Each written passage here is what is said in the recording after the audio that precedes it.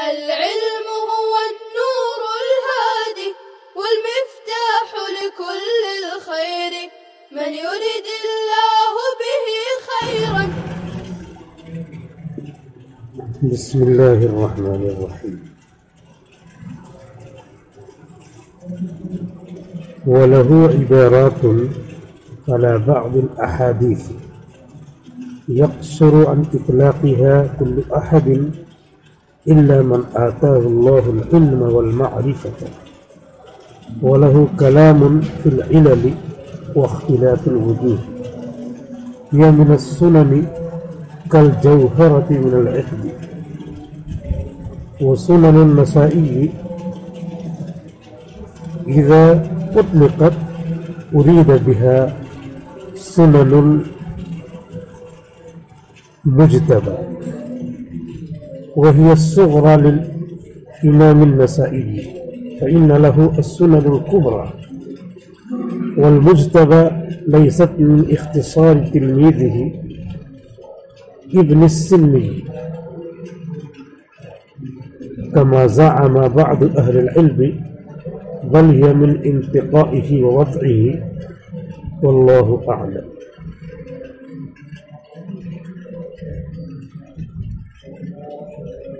وأخطأ من أطلق الصحة عليه.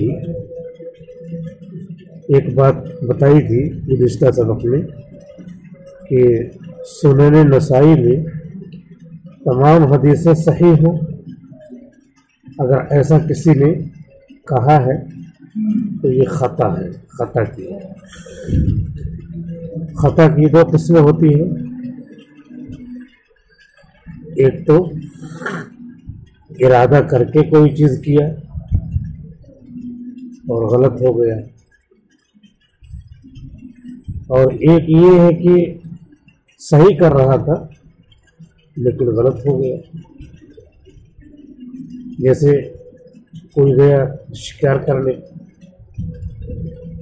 تو شکار کرنے گیا تو بگلے کو مار رہا تھا، بگلا دیکھا سفید سفید، اس کو مارا، لیکن پتہ چلا کہ کوئی آدمی پیخانہ کر رہا تھا، تو اس کو لگ گیا تیر، اس کو یا بندوق کی گولی۔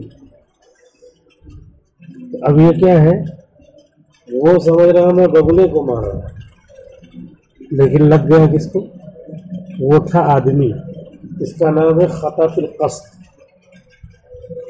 خطا فی القصد، قصد وہ کر رہا ہے بگلے کا، لیکن ہے وہاں پہ آدمی، اس کا نام ہے خطا فی القصد۔ اور واقعی بگلا وہاں بیٹھا اس کو مار رہا تھا، لیکن نشانہ ادھر چلا آیا، آدمی کو لگ گیا، اس کا نام ہے خطا فی الفعل۔ تو یہاں دونوں مراد ہو سکتا ہے، لیکن یہاں یہ تفصیل اس کی ضرورت نہیں ہے، البتہ ہے کہ قاعدے کے طور پہ کہ خطا کی دو قسمیں بتانے کے طور پہ اس کو یہاں بیان کر دیا۔ ورنہ یہاں پہ کہنا یہ ہے کہ جس آدمی نے بھی اس کو تمام حدیثوں کو صحیح سمجھا ہے وہ کیا ہے؟ خطا فی الفعل ہے، اس کا یہ کام صحیح نہیں سمجھ رہا ہے، کیونکہ اس میں ضعیف حدیثیں بھی ہیں، موضوع حدیثیں بھی ہیں، اس میں شدید الضعف، بعض لوگوں نے جس پر موضوع کا بھی حکم لگایا، علامہ جوزی وغیرہ نے، تو ایسی بھی حدیثیں۔ اس وجہ سے سب کو صحیح سمجھنا یہ اخطاء، یہ خطا فی الفعل ہے۔ وَلَهُ عِبَارَاتٌ عَلَى بَعْضِ الْأَحَادِيثِ، اور امام النسائی کی کچھ تحقیقات ہیں بعض حدیثوں پر۔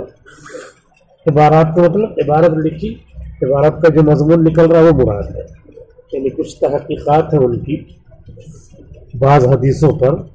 یقصر عن اطلاقها کل احد، ہر آدمی اس کے اطلاقی معنی کو سمجھنے سے قاصر ہے۔ اطلق اللفظ بالمعنی، لفظ کو معنی کے لیے بولا، تو جس معنی کے لیے اطلاق کیا ہے، بولا ہے، اس معنی کو ہر آدمی نہیں سمجھ پا رہا۔ کون سمجھے گا؟ الا من آتاہ اللہ العلم والمعرفۃ، مگر وہی شخص سمجھے گا جس کو اللہ نے حدیث کا علم، العلم ای علم الحدیث، والمعرفت معرفتا بالحدیث، یعنی الفلام مضافلہ کے بدلے میں، الفلام عوض کے، مضافلہ کے عوض میں، جس کو اللہ نے حدیث کا علم اور حدیث کی معرفت عطا فرمائی۔ تو یہ چیز بتا دی کہ بعض امام نسائی کی بعض عبارتیں بہت شاندار، ان کی الگ تحقیق ہے، محققانہ کلام ہے، جس کو ماہرین حدیث ہی سمجھ سکتے ہیں، ہر آدمی ہر ارے گہرے نقط و خیرے نہیں سمجھ پائے گا۔ وَلَهُ كَلَامٌ فِي الْعِلَلِ وَاخْتِلَافِ الْوُجُوهِ، اور امام نسائی نے کلام کیا ہے، امام نسائی کی تحقیق ہے علل حدیث کے سلسلے میں، یہاں بھی فی العلل اے فی علل الحدیث، یعنی لا مضافلہ کے مطلب، اور سندوں کے اختلاف میں، وجوہ واحد وجہ سے مراد یہاں سند ہے، سندوں کے اختلاف میں ان کا جو کلام ہے وہ بہت قیمتی ہے۔ کیسا قیمتی ہے؟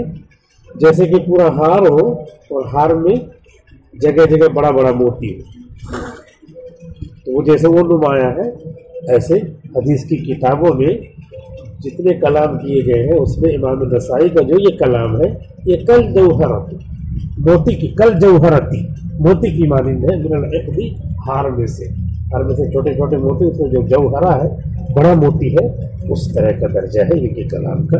یہ تشبیہ کر کے ان کے کلام کی تعریف کیا ہے۔ وَلَهُ كَلَامٌ فِي الْعِلَلِ وَاخْتِلَافِ الْوُجُوهِ هِيَ مِنَ السُّنَنِ كَالْجَوْهَرَةِ مِنَ الْعِقْدِ، یہ حدیثوں میں ایسا درجہ رکھتا ہے یہ کلام جیسے ہار میں بڑا موتی۔ یہ 2.5 سطر میں اتنی گفتگو کیا کہ امام نسائی کا بہت اونچا مقام ہے حدیث میں، اسی وجہ سے حدیث کی بعض تشریحات ان کی ایسی ہیں کہ جو محدثین ہیں، ماہرین ہیں اپنے فن کے، وہی سمجھ پائیں گے۔ اور اسی طرح علم حدیث میں سب کو مہارت نہیں ہوتی ہے، حدیث میں کیا کمی ہے، کیا نقص ہے، جو بتا دیا جائے کہ اللہ کے رسول کا کلام نہیں ہو سکتا، کہ لوگوں نے گڑھ کر کے، شیعہ نے، رافضی نے، خوارج نے گڑھ کر کے اس میں ڈال دیا ہے، یہ وہ بتاتے ہیں علل میں کلام۔ سند اتنی شاندار بنا دیا کہ کوئی فرق نہیں پائے گا، لوگ سمجھیں گے کہ متصل السند، لیکن امام نسائی نے ایسا کلام کیا کہ بتا دیا کہ اس میں فلاں آدمی فلاں معتبر محدث کا ہم نام ہے، تو لوگوں نے ان کو فلاں محقق اور معتبر ضابط اور حافظ سمجھ کر کے، عادل سمجھ کر کے اس کی سند پر مہر لگا دیا صحت کی، حالانکہ یہ کیا ہے؟ آدمی متہم ہے، محدث متہم ہے۔ تو یہ ہے اختلاف الوجوہ۔ تو اس وجہ سے یہ دو باتیں 2.5 سطر کی عبارت میں بتایا۔ وَسُنَنُ النَّسَائی، اور سنن نسائی، اذا اطلقت، جب تم مطلق بولو، وَسُنَنُ النَّسَائی اذا اطلق، سنن مؤنث کے درجے میں مان کر کے، اور نہیں تو رسالت، اس طرح رسالہ مؤنث۔ سنن نسائی یہ کتاب جب مطلق بولی جائے یا یہ حدیث مطلق بولی جائے تو اس سے سنن مجتبہ مراد ہوتے ہیں، مجتبہ لکھا ہوا ہے، مجتبہ، وہی الصغرى للامام النسائی، اور یہ سنن صغرى ہے امام نسائی کی لکھی ہوئی۔ فإن له السنن الكبرى، ان کی ایک کتاب سنن کبریٰ بھی ہے، جس سے سنن نسائی نہیں مراد رکھتی، وہ سنن کبریٰ، سنن صغریٰ۔ سنن صغریٰ کا نام کیا ہے؟ سنن مجتبہ۔ سنن مجتبہ کا جو مشہور نام ہے نسائی شریف، نسائی شریف، سنن مجتبہ اور السنن الصغریٰ، تینوں کیا ہے؟ ایک ہے، اور السنن الکبریٰ دوسری کتاب ہے۔ والمجتبہ لیست من اختصار تلمیذہ ابن السنی، اور یہ مجتبہ یہ ان کے شاگرد ابن سنی کی مختصر کی ہوئی نہیں ہے، کما زعم بعض اہل العلم، جیسا کہ بعض محدثین نے گمان کیا ہے۔ اجتنا یجتنی، اجتنا ان کے معنی بھی چننا، اور اجتبا یجتبی، اجتباء ان کے معنی بھی چننا۔ تو اس طرح مجتنا اگر ہے تو بھی معنی کے اعتبار سے صحیح ہے۔ تو کہہ رہے ہیں کہ یہ ان کے شاگرد نے ایک اختصار کیا ہے حدیثوں سے، اور اس جو اختصار کیا ہے وہ دوسری کتاب ہے۔ بعض لوگوں نے سنن نسائی کو ان کے اس شاگرد کی جو مختصر کی ہوئی کتاب ہے وہ سمجھ لیا ہے، کہ ایسا نہیں ہے، بل ہی من انتقائہ و وضعہ، بلکہ یہ خود امام نسائی رحمۃ اللہ علیہ کا منتخب کردہ اور ان کا بنایا ہوا مجموعہ ہے۔ وضع متعین کرنا، بنانا، وہ الواضح المصنف، بل ہی من انتقائہ و وضعہ، بلکہ سنن نسائی خود امام نسائی کی منتخب کردہ حدیثوں کا مجموعہ اور ان کا بنایا ہوا تصنیف کیا ہوا مجموعہ ہے۔ واللہ اعلم، اور اللہ ہی بہتر جانتا ہے۔ یہ کلام ہو گیا سنن نسائی کے سلسلے میں۔ یہ نسائی شریف کے مصنف کا نام احمد ہے، والد کا نام شعیب، دادا کا نام علی، اور ان کی کنیت ہے ابو عبد الرحمن، اور اس میں صرف صحیح حدیثیں نہیں ہے، ضعیف اور شدید الضعف جس کو علامہ جوزی وغیرہ نے وہ موضوع حدیث تک کہا ہے، وہ سب حدیثیں اس میں ہیں۔ اور امام نسائی رحمۃ اللہ علیہ کا کلام بعض حدیثوں پہ بڑا قیمتی ہے، اور علل اور نقص بتانے میں اور سند کے کلام کرنے میں بعض جگہ بہت عمدہ کلام کیا ہے، اتنا جیسے کہ ہار میں چمکنے والا موتی نمایاں ہوتا ہے، ایسے ان کا کلام نمایاں ہے۔ سنن ابن ماجہ، سنن ابن ماجہ، سنن ابن ماجہ، ابن ماجہ مضاف الیہ، سنن ابن ماجہ، سنن ابن ماجہ۔ اب یہ صحاح ستہ میں سے جو آخری ہے، چھٹے نمبر کی، ساتویں نہیں چھٹی صحاح ستہ ہے، صحاح سبعہ نہیں ہے، اس کا بیان کرنے جا رہے ہیں سنن ابن ماجہ کا۔ سنن ابن ماجہ ہم کو پڑھایا ہے جو ہے مولانا ریاست علی صاحب ظفر بجلوری رحمۃ اللہ علیہ۔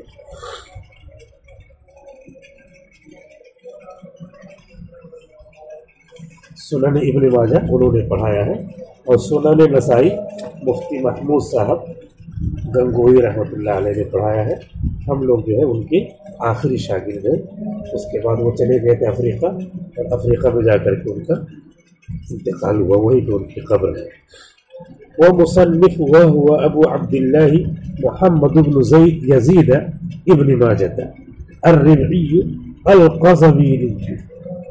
ابن ماجہ شریف کے مصنف کا نام ہے ابو عبداللہ محمد ابن یزید ابن ماجہ ربعی قزوینی، یعنی جو حدیث شریف کی 6 کتابیں ہیں، ان 6 کتابوں میں جو آخری کتاب ہے ابن ماجہ، اس کے مصنف کا نام بھی محمد، اور جو پہلی کتاب ہے بخاری شریف، اس کے مصنف کا نام بھی کیا ہے؟ محمد، دونوں کا نام محمد ہے۔ اور 5ویں کتاب کے مصنف کا نام ہے احمد، اور ترمذی شریف کے مصنف کا نام بھی کیا ہے؟ محمد، اور ابو داؤد ان کا نام ہے سلیمان۔ تو یہ اس طریقے سے محمد کئی ایک ہو گئے۔ وَكِتَابُهُ هَذَا نَافِعٌ، اور ان کی یہ کتاب ابن ماجہ شریف بہت نفع بخش ہے۔ إِلَّا أَنَّهُ دُونَ الْخَمْسَةِ فِي الْمَرْتَبَةِ، مگر ابن ماجہ شریف کا درجہ 5 کتابوں سے نیچے ہے۔ بخاری شریف، مسلم شریف، اور ابو داؤد شریف، ترمذی شریف اور نسائی شریف، یہ 5 کتابیں ہیں۔ تو ان 5 کتابوں کا درجہ پہلے ایک ترتیب سے ہے، 6 نمبر پہ ہے ابن ماجہ۔ یہ حدیث شریف کی جو کتاب ہے ابن ماجہ کا نمبر 6 ہے، اور سب سے پہلے نمبر بخاری شریف کا ہے، پھر مسلم شریف کا، پھر ابو داؤد کا، پھر ترمذی کا۔ بعض لوگوں نے کہا پہلے ترمذی کا ہے پھر ابو داؤد کا، تو 5واں نمبر اس کا ہے نسائی شریف کا۔ فَفِيهِ عَدَدٌ كَبِيرٌ مِّنَ الْأَحَادِيثِ الضَّعِيفَةِ، تو اس کتاب میں کافی تعداد ضعیف حدیثوں کی ہے، اور جملۃ من الاحادیث الموضوعۃ، اور ایک مجموعہ موضوع حدیثوں کا بھی ہے، ایک مجموعہ موضوع حدیثوں کا بھی ہے۔ یہ ابن ماجہ میں صحیح حدیثیں بھی ہیں، ضعیف حدیثیں بھی ہیں، لیکن ضعیف کا مطلب اردو والے ضعیف نہیں، بلکہ یہ ان کی الگ ایک ٹرم ہے، اصطلاح ہے، اس کی وہ ضعیف مراد ہے۔ اور موضوع حدیثیں بھی ہیں، تو اب موضوع حدیث کیوں انہوں نے لکھا؟ تو اس کو ہمارے مفسرین محدثین نے اس طرح سمجھایا ہے کہ موضوع حدیث اگر یہ نہ بتاتے تو کیسے پتہ چلتا؟ بہت مرتبہ کیا ہوتا ہے، بہت مرتبہ ایک اشتہار دیا جاتا ہے اور اس میں لکھا جاتا ہے یہ چیز نہ استعمال کرنا. تو نہ استعمال کرنے کا بھی اشتہار اگر نہ دیا جائے تو لوگ استعمال کریں گے نا. تو اسی لیے موضوع حدیثوں کا کتابوں میں لکھنا بھی ضروری ہے تاکہ لوگوں کو پتہ چلے کہ ان حدیثوں کو لوگوں نے اپنی طرف سے گڑھ کر کے حضور کی طرف منسوخ کر دیا. اگر یہ نہ بتاتے تو ہم کو کیا پتہ چلتا؟ ہم بھی اسی طرح عمل کرتے رہتے. تو یہ بھی بہت بڑا کام ہے کہ موضوع حدیثوں کو کتابوں میں لکھا جائے اور لکھ کر کے بتایا جائے. جیسے کہ یہ مثال یہ اشتہار دے کر کے جو ہے انتظامیہ کی طرف سے، گورنمنٹ کی طرف سے یا ڈاکٹروں کی طرف سے منع کیا جاتا ہے کہ فلا چیزیں، فلا دوائیں نہیں کھانا. تو اب یہ بھی بہت بڑا احسان ہے کہ وہ جو چیز کیا فراڈ میں چل رہی ہے، غلط چل رہی ہے، اس کو بتایا جائے. تو اس لیے لوگ ایک ہی پہلو سمجھتے ہیں کہ موضوع حدیث کیوں لکھ دیا. موضوع حدیث بھی بتانا ضروری ہے، رات بھی بتانا ضروری ہے، دن تبھی معلوم ہوگا. تو بضدها تتبین الاشیاء، اپنے ازداد ہی سے چیزیں پہچانی جاتی ہے. وہ ضد لا کر کے صحیح حدیثوں کی طرف اشارہ کرنا ہے کہ دیکھو موضوع حدیثوں پہ عمل نہیں کرنا. اس کو شیعوں نے گڑھ کر کے ہمارے نبی کی طرف منسوخ کر دیا تاکہ ہمارا دین خراب کرے. نقطۃ لطیفۃ، ایک باریک بات. اذا قال المحدثون فی الحدیث، جب محدثین حدیث شریف میں فرمائیں رواہ الستۃ او اخرجہ الستۃ، فیعنون، انا یعنی یعنیانی، یعنون نہیں، اور عنایا عنو، فیعنون. اب یہاں پہ اگر صحیح نہیں صرف معلوم ہے تو یعنون پڑھیں گے، غلط پڑھیں گے. فیعنون بذلک بأن الحدیث مخرج فی صحیح البخاری وصحیح مسلم وسنن ابی داود وجامع الترمذی وسنن النسائی وسنن ابن ماجہ. جب محدثین حدیث شریف میں یہ فرمائیں کہ رواہ الستۃ، 6 محدثین نے نقل کیا ہے، او اخرجہ الستۃ، یا کہیں 6 محدثین نے اس کو نکالا ہے. یہ ہوتا ہے اصطلاح رواہ الستہ. تو 6 لوگوں نے، پورے محدثین کی ایک بڑی تعداد، ہزاروں محدثین ہیں، لیکن جب یہ کہا جائے 6 محدثین نے نقل کیا ہے، 6 محدثین نے بیان کیا ہے، تو یہ 6 لوگ مراد ہوں گے. امام بخاری، امام مسلم، امام ابو داود، امام ترمذی، امام نسائی، امام ابن ماجہ، یہ مراد ہے. یہ بتایا کہ یہ بہت باریک نقطہ ہے اور اسے طلبہ تو سمجھتے ہیں، جو پڑھتے پڑھتے آتے ہیں حدیث کی کتاب تک سمجھتے ہیں، پہنچتے ہیں تو سمجھ جاتے ہیں رواہ الستہ کا کیا مطلب ہے. لیکن بہرحال بتائے بغیر تو پتہ نہیں چلا ہوگا، جب بتائیں گے جبھی پتہ چلے گا. فیعنون، تو محدثین مراد لیتے ہیں اس سے بأن الحدیث مخرج، کہ حدیث لکھی گئی ہے صحیح بخاری شریف میں، صحیح مسلم میں، ابو داود شریف میں اور ترمذی شریف میں اور سنن نسائی میں، نسائی شریف میں اور ابن ماجہ شریف میں. وَإِذَا قَالُوا رَوَاهُ أَوْ أَخْرَجَهُ الْأَرْبَعَةُ، اور جب محدثین لکھیں کہ اس حدیث کو نقل کیا ہے یا اس حدیث کو لکھا ہے اپنی کتاب میں 4 لوگوں نے، الاربعۃ، 4 لوگ، تو محدثین تو بے شمار ہیں، لیکن 4 سے کون مراد ہوں گے؟ جیسے کہا جاتا ہے خلفائے 4 4 خلیفہ، تو کون سمجھ میں آتا ہے؟ فرق سے سمجھ میں آتے ہیں حضرت ابو بکر، حضرت عمر، حضرت عثمان، حضرت علی رضی اللہ عنہ، یہ سمجھ میں آتے ہیں. ائمہ 4 4 امام بڑے بڑے، تو کون سمجھ میں آتے ہیں؟ امام ابو حنیفہ، امام مالک، امام احمد، امام شافعی رحمہ اللہ. تو ایسے ہی جب 4 بولا جائے گا تو ائمہ تو بہت ہیں، محدثین بہت ہیں، لیکن یہ 4 مراد ہوں گے. کون سے 4؟ وَيَقْصِدُونَ بِذَلِكَ، تو 4 سے مراد لیتے ہیں سنن ابی داود وجامع الترمذی وسنن النسائی وسنن ابن ماجہ. تو اس سے مراد لیتے ہیں ابو داود شریف، ترمذی شریف، نسائی شریف اور ابن ماجہ شریف کو، یعنی ان 4 ائمہ کی لکھی ہوئی کتابوں کو مراد لیتے ہیں. یہاں پہ اب ابن ماجہ کے متعلق بھی گفتگو مکمل ہو گئی. اور 20 منٹ کا آڈیو اور 20 منٹ کا سبق تیار کرنا ہے، تو یہ 20 منٹ بھی ہونے جا رہا ہے۔ تو ابن ماجہ کے متعلق یہ بتایا کہ اس کے مصنف محمد ہیں، جن کی کلیت ابو عبداللہ ہے، اور قزوینی ربعی ہیں، ان کی کتاب بھی بہت اہم ہے لیکن 6 نمبر کی ہے۔ اور ایک نقطہ بتایا کہ 6 اگر بولے تو 6 کتابیں یہ مراد ہوتی ہیں، اور 4 بولے تو بخاری مسلم چھوڑ کر کے مراد ہوتی ہے۔ والسلام علیکم ورحمۃ اللہ وبرکاتہ۔ ولا تعجل بالقرآن من قبل أن يقضى إليك وحيه وقل رب زدني علما